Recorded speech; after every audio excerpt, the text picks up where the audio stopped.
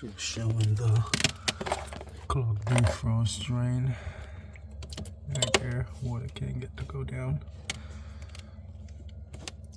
This is the drain pan, the evap coil. But yeah, all that water is not supposed to be there.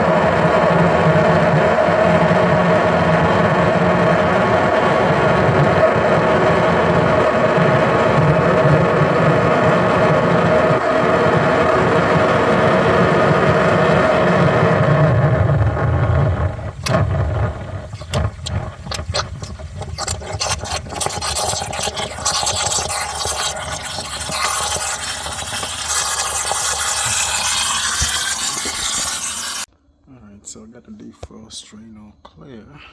Now when it goes through a defrost cycle, the water is supposed to come down and come into this drain pan here.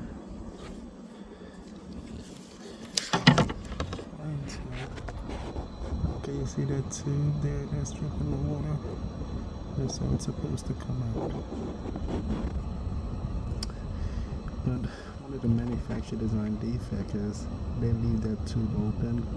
There is no sort of covering on it, so over time you have insects, spiders, roaches, whatever, will crawl up in that tube and build their nest, and that's what will cause it to get clogged all the time.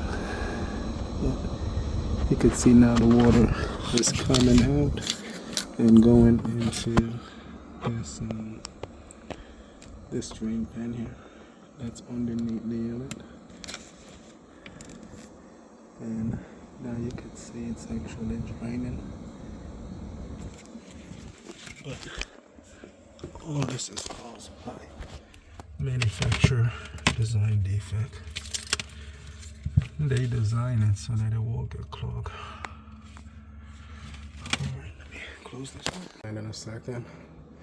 Alright, so taking a look at this Frigidaire, I just pulled the unit out and you can see how the cabinet look.